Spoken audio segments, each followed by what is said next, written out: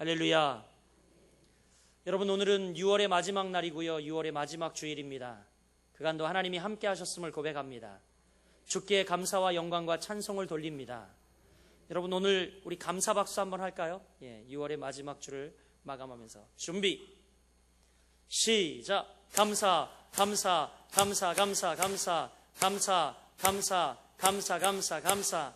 감사하면 행복해요. 당연하지.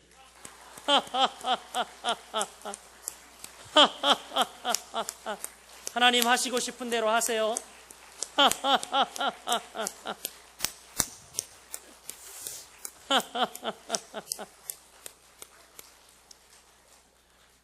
정말 지나간 6개월을 돌아보면 하나님이 하시고 싶은 대로 하셨습니다. 즉 하나님의 섭리대로 하셨습니다. 할렐루야. 오늘 여러분과 함께 빌립보서 12번째 강해로 우리의 시민권은 하늘에, 이런 제목으로 여러분과 함께 말씀의 은혜를 나누고자 합니다. 여러분, 이 빌립보서를 흔히 기쁨의 서신이다 이렇게 부릅니다.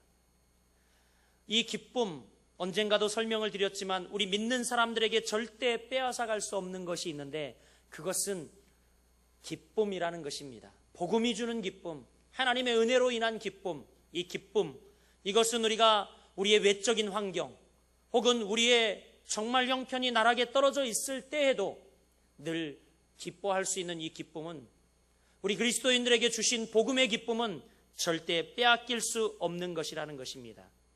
그래서 오늘 본문을 기록한 사도 바울도 심지어 옥중에 갇혀서도 뭐하고 있습니까? 기뻐하고 있습니다. 기뻐하고 있어요. 그렇게 여러분 기쁨으로 살아가는 사도 바울이 오늘 본문에 보니까 18절 말씀을 한번 보십시오. 이렇게 이야기하고 있습니다. 내가 여러 번 너희에게 말하였거니와 이제도 눈물을 흘리며 말하노니. 뭐라고요, 여러분? 눈물을 흘리며 말하고 있다라고 이야기하고 있습니다. 아니, 계속해서 그동안 기쁨을 이야기하고 있던 사도 바울이 오늘 18절 하반절 말씀을 보니까 눈물을 흘리며 말하노니, 즉 울고 있다라는 이야기입니다. 오늘 원문의 의미를 보면 그냥 단순히 눈물을 흘리는 것이 아니라 막 우는 것을 이야기합니다. 바울이 울고 있어요. 울고 있어요. 아니, 기뻐하라고 했던 이 바울이 왜 울고 있을까? 왜 여러분 울었겠습니까? 오늘 18절 하반절 연이어서 보면 이렇게 이야기하고 있습니다. 이제도 눈물을 흘리며 말하노니 여러 사람들이 그리스도의 십자가의 원수로 행하느니라. 이렇게 말하고 있습니다. 사도 바울이 울고 있는 이유에 대해서 이야기하고 있는데 그것은 십자가의 원수로 행하는 사람이 많았기 때문이다 라고 이야기하고 있어요. 여러 사람들이 십자가의 원수로 행하고 있기 때문에 내가 안타까워서 실제로 예수를 믿는다고 하면서 그릇 행하는 사람들을 보면서 바울은 지금 안타까움의 눈물을 흘리고 있습니다. 십자가의 원수로 사는 사람들, 십자가를 거스려 사는 사람들 때문에 바울은 지금 굉장히 안타까운 마음으로, 안타까움을 가지고 지금 눈물을 흘리고 있습니다. 여러분, 예수 그리스도의 원수로 행하는 사람들 때문이라고 이야기하고 있는데 십자가의 원수로 행한다는 것은 무엇입니까? 오늘 여러분 빌립보 3장 전체에서 십자가의 원수로 행하는 두 부류의 사람을 이야기하고 있습니다. 오늘 우리가 본문 가운데 이것을 살피면서 우리의 신앙을 점검하고 과연 우리는 십자가의 원수로 행하고 있지 않는가, 우리의 삶을 돌아보는 여러분들이 되시기를 주님의 이름으로 축복합니다. 여러분, 십자가의 원수로 행하는 부류, 첫 번째 부류의 사람들이 있습니다. 그 부류의 사람들은 누구냐면 율법주의자들입니다. 1절부터 11절까지 말씀이 이 율법주의자들에 대해서 이야기하고 있지 않았습니까? 앞서 우리가 살폈지만 이들을 빌립보서 3장 2절에는 바울이 뭐라고 이야기하고 있습니까? 개, 행악자, 몸을 상해하는 자라고 이야기하고 있습니다. 바로 율법주의자들을 이야기하고 있어요. 이들의 주장은 뭐냐면 예수 그리스도의 십자가는 구원에 이르기에 부족하다는 것입니다. 우리가 십자가만 바라보고 십자가만 바라보고는 이 구원을 얻을 수 없다는 겁니다. 십자가의 불충족성을 이야기하고 있습니다. 그래서 그들은 무엇을 합니까? 십자가의 완전성을 부인하면서 모세 때로부터 기록된 율법의 613개의 조항으로 이 율법을 더 세분화해서 쪼개어 뭘 합니까? 율법의 조문을 이행해야지만 구원을 이룬다고 주장합니다. 그래서 1회에 한 번씩 금식 기도를 하고, 그리고 또한 큰 길 어귀에서 그들은 큰 소리로 기도하며, 또한 그들은 자기가 구제하고 선행하는 것들을 자랑하며, 또한 외식, 거룩을 이야기하고 있지만 그들은 결국 속빈 강정, 오늘 사도 바울이 안타까워 눈물 흘리게 하는 존재들이 되었다라는 것입니다. 율법의 613개의 조항, 이것을 나누어 지키며 그들은 쾌감을 느꼈습니다. 그래, 십자가로는 부족해. 내가 이렇게 율법을 지킴으로 말미암아 구원을 얻을 수 있을 거야 라고 생각했을지 모릅니다. 그러나 여러분, 전혀 그렇지 않습니다. 율법을 열심히 지킨다고 구원은 이루어지지 않습니다. 예수 그리스도의 십자가, 이것을 바라보고 이 십자가를 거치지 않고는 우리에게 구원은 이루어질 수 없다는 사실을 여러분 꼭 믿으시길 바랍니다. 꼭 믿으시길 바랍니다. 마태복음 16장에 보면 예수님이 제자들을 불러놓고 이렇게 묻습니다. 너희는 나를 누구라 하느냐라고 묻습니다. 예수님의 질문에 여러 대답이 있었지만 그 중에 가장 탁월한 대답은 베드로의 대답이었어요. 주는 그리스도시요 살아계신 하나님의 아들이니이다 라고 대답을 했어요. 그런데 이 질문에 예수님은 너무 흡족해하고 만족해했습니다. 그래서 예수님은 이제 자신이 곧 십자가에 못 박혀 죽을 것, 그리고 이제 또 고난을 받고 다시 이 인류를 구원하기 위해서 재림하여 재림주로 오실 것에 대해서 이야기합니다. 이 이야기를 들은 베드로는요, 이 이후 사건 이후에 삶이 완전히 변합니다. 어떻게 변합니까? 베드로는 예수님이 그 정말 기름 부은 메시아로 오셔서 이 땅에서 죽으실 것을 알고 십자가에 달리실 것을 알았기 때문에 안타까움 가운데에 예수님의 죽음과 순환을 가르치는 것을 막으며, 또한 그 일이 예수님에게 미치지 않도록 간구를 합니다. 정말 예수님이 그렇게 죽어서는 안 돼. 예수님에게 그 일이 미쳐서는 안 돼. 예수님이 십자가에 못 박혀 죽으시려는 것을 어떠한 방법을 써서든지 베드로는 막으려 합니다. 해서 예수님은 마태복음 16장 23절에 베드로를 가리켜 이렇게 이야기합니다. 예수께서 돌이키시며 베드로에게 이르시되 사탄아 내 뒤로 물러가라. 너는 나를 넘어지게 하는 자로다. 내가 하나님의 일을 생각하지 아니하고 도리어 사람의 일을 생각하는도다 하시고. 지금 여러분, 예수님은요 베드로를 지칭해서 사탄이라고 이야기합니다. 사탄아 내 뒤로 물러가라 이야기합니다. 예수님은 지금 다른 것 보지 않았어요. 십자가의 길을 막는 것, 십자가가 서지 못하도록 하는 것, 이것이 사탄적 일이고 이 일을 막는 일은 바로 사탄이라고 지칭하여 이야기하고 있는 것입니다. 아무리 예수님을 따르던 제자라도, 예수님을 위해 목숨을 바치겠다 하는 제자라도 십자가를 막는 것은요 사탄적 일이고 사탄이라고 지칭하고 있습니다. 그렇습니다. 여러분, 오직 십자가만이 우리가 나갈 길이요 자랑해야 할 것임을 믿으시길 바랍니다. 여러분, 오늘 저와 함께 찬양하지 않았습니까? 252장 이렇게 찬양했어요. 나의 죄를 씻기는 예수의 피밖에 없네. 다시 정케하기도 예수의 피밖에 없네. 나를 정케하기는 예수의 피밖에 없네. 사죄하는 증거도 예수의 피밖에 없네. 평안함과 소망은 예수의 피밖에 없네. 나의 의는 이것뿐 예수의 피밖에 없네. 여러분, 십자가만 자랑하지 않았습니까? 마지막 절엔 이렇게 이야기합니다. 영원토록 내 할 말 예수의 피밖에 없네. 나의 찬미 제목은 예수의 피밖에 없네.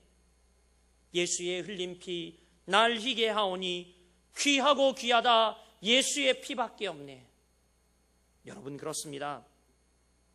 우리를 구속하고 우리를 생명 가운데 인도하며 우리에게 하늘의 시민권을 줄 여러분 유일한 것이 있다면 그것은 예수 그리스도의 피밖에 없는 줄 여러분 믿으시길 바랍니다. 그래서 고린도전서 1장 18절 사도 바울의 고백은 이렇게 기록되어 있습니다.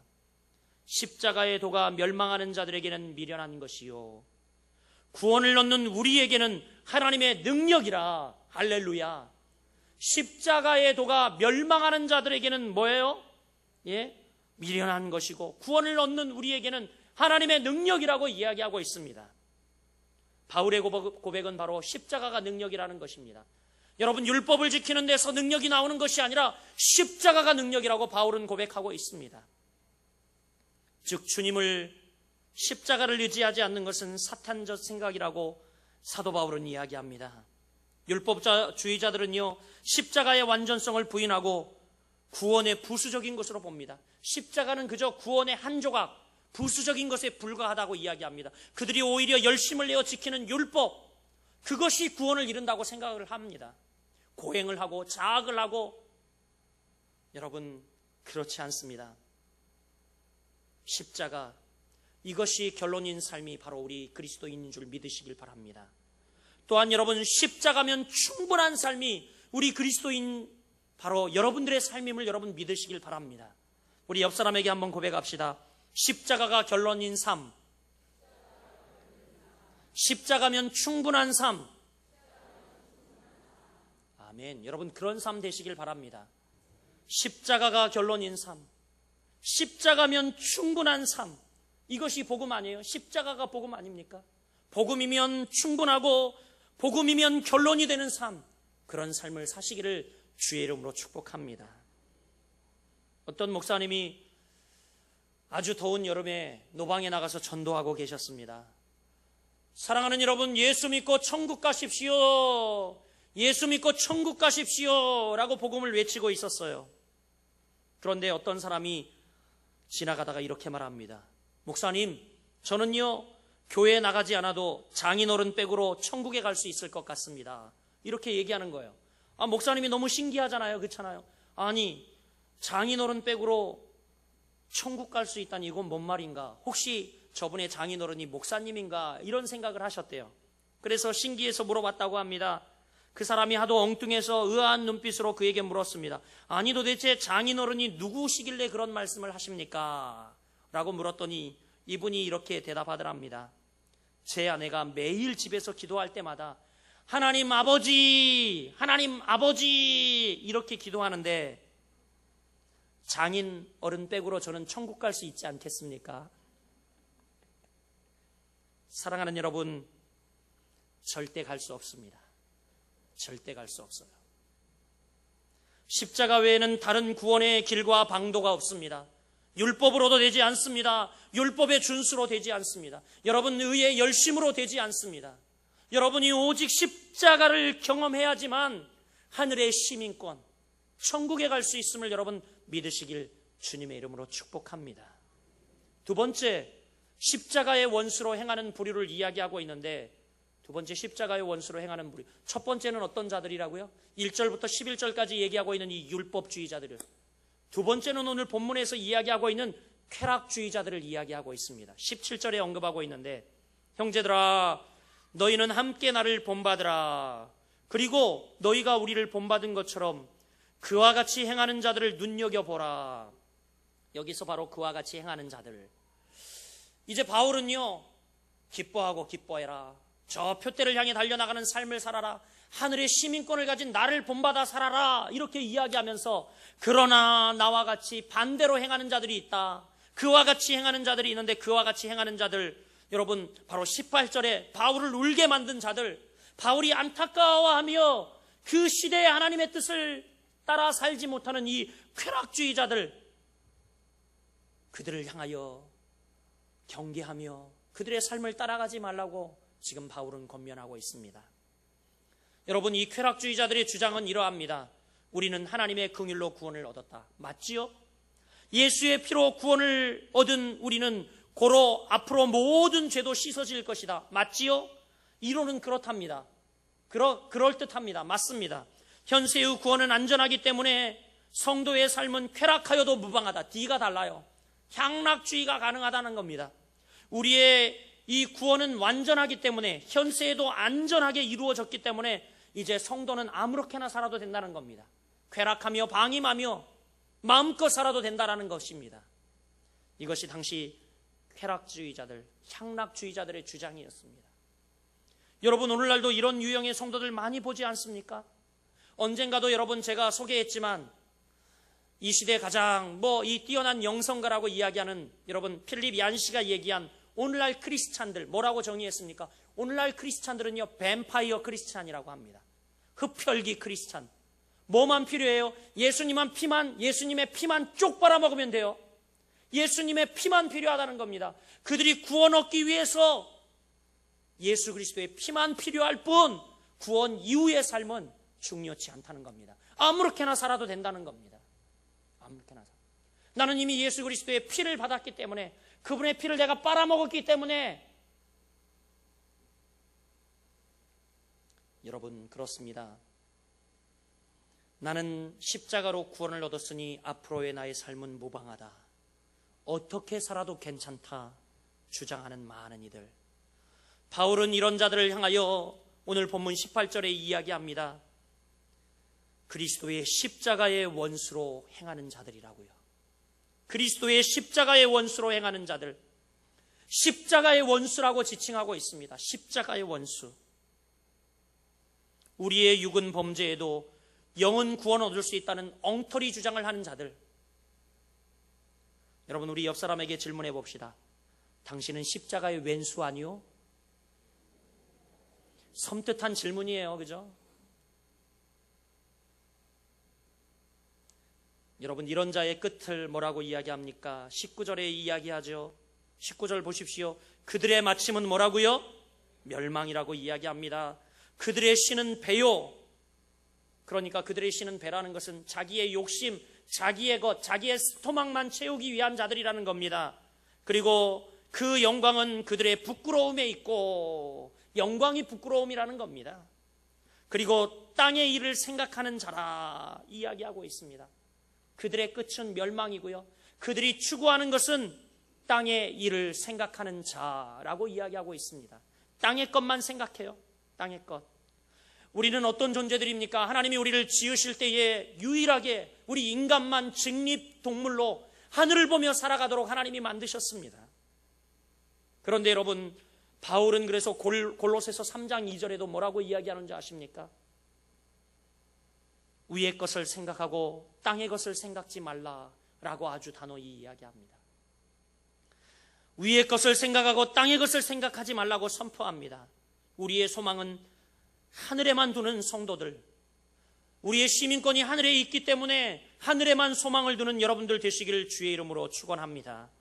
바울은 십자가의 원수로 행하는 자들에게 이렇게 선포합니다. 20절 말씀이죠. 그러나 우리의 시민권은 하늘에 있는지라 거기로부터 구원하는 자 곧 주 예수 그리스도를 기다리노니 라고 말씀합니다. 즉 무슨 이야기입니까? 바울은 지금 십자가의 원수로 행하는 지금 3장의 앞부분의 이 율법주의자들, 그리고 후반부의 쾌락주의자들을 향하여 이렇게 이야기합니다. 우리의 신분을 알라. 이 십자가의 왼수로 행하는 자들아, 우리의 신분을 알라. 우리의 신분이 뭐라고요? 너희는 하늘의 시민권을 가진 자다라고 말씀하고 있어요. 하늘의 시민권. 즉 우리가 하나님의 자녀가 되었다라는 겁니다. 우리 중심에 예수가 있다라는 이야기입니다. 여러분 삶의 중심에 히스토리에 예수가 있습니까? 여러분이 정말 예수님의 말씀 따라 복음 따라 살아가고 있습니까? 자신 있게 아멘 하시길 바랍니다. 왜 아멘 못 하세요? 여러분 삶의 중심에 예수가 있어요? 십자가가 있습니까? 쾌락을 따라 혹은 그저 우리가 형식적으로 신앙생활 하면 되지, 예배에 눈도장 찍고, 여러분 이런 율법주의나 아니면 또 쾌락주의에 빠져서 그래 여기 눈도장 찍고 뭐 주일 그냥 대강대강 넘어가면, 여러분 혹시 그러고 있지 않아요? 우리가 십자가의 원수로 행하고 있지 않느냐 말입니다. 바울은 이야기합니다. 우리의 소속을 정확히 이야기해요. 너희는 하늘에 속한 자다. 하늘의 시민권을 부여받은 자라고 이야기하고 있습니다. 사랑하는 여러분, 여러분의 시민권이 하늘에 있음을 믿으시길 바랍니다. 소속이 하늘에 있음을 믿으시길 바랍니다. 하나님의 자녀가 되었고 우리 중심에는요 예수가 있습니다. 이런 이들에게 주님께서 축복해 주시는데, 여러분 7월의 말씀 주보에 보면 히브리서 13장 6절 사도 바울의 말씀을 제가 옮겨 놓았는데, 기도하는 가운데 7월의 말씀으로 하나님이 주셨어요. 주는 나를 돕는 이시니 내가 무서워하지 아니하겠노라. 사람이 내게 어찌하리요. 할렐루야. 주는 나를 돕는 자시니. 여러분, 하나님의 시민권을 가지고 살아가는 우리들, 하나님의 자녀가 된 우리들, 무서워하지 마시길 바랍니다. 사람이 우리에게 어찌하겠습니까? 하나님이 나를 도우시고 하나님이 우리에게 시민권, 크레딧을 주셨는데 여러분 절대 두려워하지 마시고 이 땅을 살아가는 여러분들 되시길 바랍니다. 하나님이 함께하는 사람은요, 세상이 감당할 수 없습니다. 할렐루야. 세상이 어찌할 수 없는 존재가 바로 여러분이라는 겁니다. 얼마나 큰 은혜와 복을 누렸습니까? 이제 여러분 20절 하반절부터 21절까지는요, 사도 바울이 하늘의 시민권을 가지고 주님을 향한 기다림이 고백되어 있습니다. 우리의 시민권은 하늘에 있는지라 거기로부터 구원하는 자 곧 주 예수 그리스도를 기다리노니 그는 만물을 자기에게 복종하게 하실 수 있는 자의 역사로 우리의 낮은 몸을 자기 영광의 몸의 형체와 같이 변하게 하시리라. 여러분, 사도 바울의 이 간절한 주님을 향한 기다림을 저는 묵상하면서 이 구절을 읽으면서 일제시대 치하에 조국의 독립을 간절히 기다리며 지었던 시문 선생님의 시기가 떠올랐습니다. 제목은 그날이 오면이라는 제목입니다. 여기서 그날이란 바로 독립을 기다리는 그날이 오면이라는 이야기인데, 여러분 제가 시를 읊어드리겠습니다. 아주 짧기 때문에 한번 들어보시길 바랍니다. 그날이 오면, 그날이 오면 나의 가죽을 벗겨 북을 만들어 행렬하는 머리에 서서 북을 울리리라. 그날이 오면, 그날이 오면. 여러분, 저는 이 시를 읽는데 머리털이 쭈삣쭈삣 서더라고요. 왜냐하면 얼마나 독립을 간절히 사모하였는지 그날이 오면 내 가죽, 내 몸의 가죽을 벗겨서 북을 만들어 저 행렬하는 머리에 서서 내가 북을 울리며 북을 울리리라. 그날이 오면, 그날이 오면. 얼마나 애절히 독립을 기다리는지 여러분 그 마음이 담겨 있습니다. 정말 그날이 이루어질 수 있다면 나의 몸을 다 가죽이라도 벗겨서 조국과 민족을 위해 드리겠다라는 여러분 위대한 가치와 나라를 사랑하는 마음이 담겨 있지 않습니까? 하물며 우리들, 하물며 우리들. 예수 그리스도께서 핏값으로 자신의 생명을 주어 자신의 거죽을 벗기고 자신의 뼈를 꺾고 자신의 피를 다 쏟아 우리를 구원하신 여러분, 그래서 우리가 하늘의 시민권을 부여잡게 된 우리는 어떻습니까? 여러분, 그날을 사모하고 있습니까? 하늘의 시민권을 가지고 예수께서 다시 오실 그날을 사모하고 있습니까? 여러분, 그날이 여러분을 통하여 오게 된다면 여러분, 우리가 정말 이 시문의 고백처럼 우리의 가죽이 벗겨지면 어떠합니까? 우리가 여러분 주님께 드릴 수만 있다면, 그래서 주님이 오실 그날을 예비할 수만 있다면, 하나님의 복음을 증거하고 한 영혼이라도 더 구원할 수 있다면 여러분, 우리는 마땅히 그래야 할 줄 믿습니다. 아무도 아멘 안 하시네요. 그래야 할 줄 믿습니다. 여러분, 헌신이 두려우신가요? 여러분, 헌신이 두려우신가요? 주님이 여러분을 향하여 여러분 그렇게 뜨겁게 사랑하셨는데 여러분 두려우신가요? 주님을 향하여 무언가 드린다는 것이 두려운가요? 아니면 여러분이 아직도 붙들고 있는 세상에 대한 끈덕진 미련 때문에 십자가 앞에 서기 두려우신가요?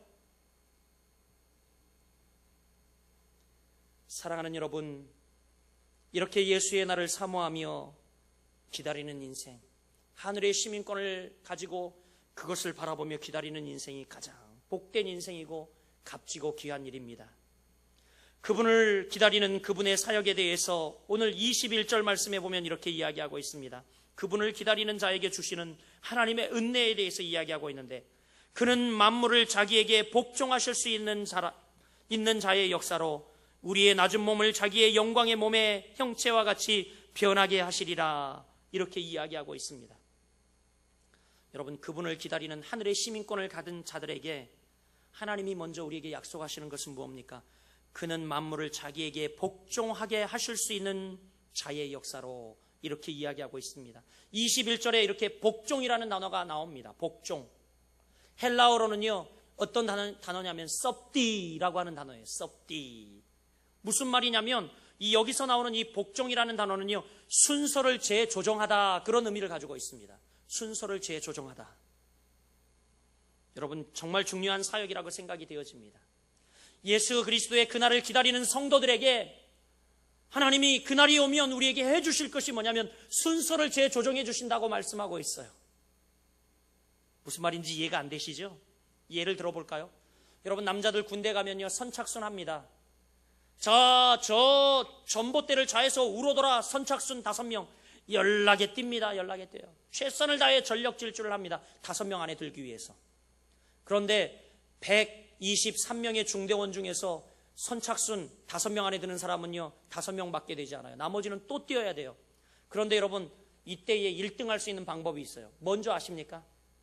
반드시 두 번째 뛸 때에는 여러분 이렇게 이야기하거든요. 또 다른 목표 지점을 정해놓거든요. 자, 이번에는 저 우측에 있는 플라타스 나무를 우에서 자로더라 선착순 5명. 이때 어떻게 해요? 첫 번째 뛰어 할 때는요 1등을 포기해야 돼요. 뒤에서 시부적 늦게 뛰다가 두 번째 다른 목표 지점이 주어졌을 때 어떻게 해요? 뒤로 돌아서서 재빠르게 손살같이 달려서 1등으로 돌아오는 겁니다. 이것이 1등하는 방법이에요. 저는 군대에서 이 조교를 하면서 깨달아진 게 있어요. 하나님이 반드시 그러실 것이다. 우리의 순서를 재조정해 주실 것이라는 확신이 듭니다. 할렐루야. 무슨 이야기냐면 여러분, 종말에 여러분이 여기에서 예배드리고 봉사하고 충성하고 세상에 나가서도 좀 미련하게 살고 남들보다 늦게 달려가고 그리고 남들보다 처져 있는 것 같으나 주님 일 열심히 추구하며 살다가 세상 사람들보다 뒤처진 것 같으나 정말 하나님께서 다시 이 땅을 심판하러 예수 그리스도를 보내실 때에 예수님이 뒤처져 뛰어가는 우리들에게 이제 두 팔을 활짝 벌리고 야, 목표 지점이 나야. 자, 선착순 5명 우리를 향해 그렇게 말씀해 주실 것입니다. 할렐루야. 그러면 여러분, 세상 사람들은 쭉쭉쭉쭉 앞으로 잘 달려가는 것 같으나 종말의 때에 자, 뒤에서 예수님이 자, 뛰더라 뛰어 그러면서 우리를 안아주실 때 누가 1등해요? 우리가 1등하는 거예요.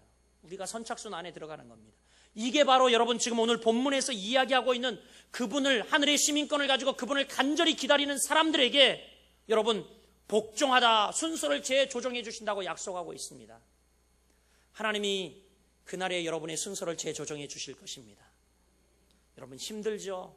세상에서 우리가 크리스찬으로 사는 거 너무 힘듭니다. 손해봐야 하고 또 여러분 주일날 남들은 특근하고 그리고 남들은 또 특별 근무하면서 그냥 이 월급도 2배로 받고 그리고 특근해가지고 윗사람에게 잘 보여서 진급도 쫙쫙 하는 것 같고 우리는 미련하게 나와서 여기서 차량 운행도 하고 봉사도 하고 주일 예배 드리고 뒤처져 가는 것 같지요. 그러나 주님께서 여러분 순서를 재조정해 주실 것입니다. 할렐루야. 어떤 사람은요 이 순서를 재조정해 주시는 것을 이 땅 가운데에서도 맛보고 살아갑니다. 그런 여러분들 되시길 주의 이름으로 축복합니다. 마지막으로 여러분, 그리스도께서 또 이 땅에 오실 때에 그를 기다리는 자들에게 주시는 축복에 대해서 이야기하고 있는데 이제 여러분 21절 후반절에 기록하고 있죠. 첫 번째는 복종, 즉 우리의 순서를 다시 정리해 줄 거라고 이야기했고 이제 이렇게 이야기합니다. 우리의 낮은 몸을 자기 영광의 몸의 형체와 같이 변하게 하시리라. 할렐루야. 변하게 하시리라. 자기의 몸의 형체와 같이 변하게 하시리라. 여러분, 이렇게 변하게 하시리라는 단어가 등장합니다. 이것은 뭘 상징하냐면 sanctificate, 성화를 상징합니다. 성화. 아니요, 더 구체적으로 얘기하면 성화가 아닌 여기서는 영화를 이야기하고 있습니다. 영화를 이야기해요. 무슨 이야기냐면 헬라어로 이 이야기는요 변하게 하시리라, 이 단어는요 우리나라 말로는 변하게 하시리라 라고 해석이 되었는데 헬라어로 보면 완전케 하신다는 의미를 가지고 있습니다. perfect, 완전케 하신다는 의미를 가지고 있어요. 무슨 이야기냐면 예수님을 중심에 모시고 하늘의 시민권을 가지고 살아가는 자들에게는 세상의 연약함 속에서도 우리를 하나님이 완전케 해주신다는 겁니다. 할렐루야. 우리를 완전케 해주신다는 거예요. 우리가 전혀 여러분 영화로운 존재가 아닌데 하나님의 의로 우리를 덧입혀 주셔서 우리를 의롭게 해주신다는 이야기입니다. 여러분, 우리는 자격이 없고 우리는 여러분 그 보좌에 앉을 권한도 없고 부족하고 연약하고 세상에 또 실패하고 또 실패하는 여러분들 아닙니까? 그런데 never mind, 주님이 말씀합니다. 그날을 사모하고 살아가는 너희들에게 내가 너희들을 완전케 하시리라 약속하고 있습니다. 여러분, 정말 힘이 되는 말씀 아닙니까? 우리의 삶의 자죽들을 한번 돌아보세요. 지난 6개월도 돌아보세요. 하나님 앞에 그렇게 순종하며 열심히 살아오셨습니까? 하나님 앞에 일치의 부끄러움도 없습니까, 여러분? 그런데 주님은 우리에게 말씀합니다. 내가 하늘의 시민권을 가진 너희들 완전케 해주겠다. 할렐루야, 할렐루야. 오늘도 완전케 하시는 주님의 은혜를 깨닫고 세상에 살지만 하늘의 시민권으로 살아가는 여러분들 되시길 주의 이름으로 축복합니다. 여러분, 이제 오늘이 6월의 마지막 날이고 내일부터는 7월의 첫날 후반기가 시작이 됩니다. 이제 하늘의 시민권을 부여잡은 여러분, 저 세상에서 당당히 그리고 담대히 하나님이 여러분의 순서를 재조정해 주실 것을 기대하며 또한 여러분을 영화롭게 하실 것을 기대하며 하나님의 은혜를 부여잡고 승리하는 후반기가 되시기를 예수 그리스도 이름으로 간절히 축원드립니다. 기도하겠습니다.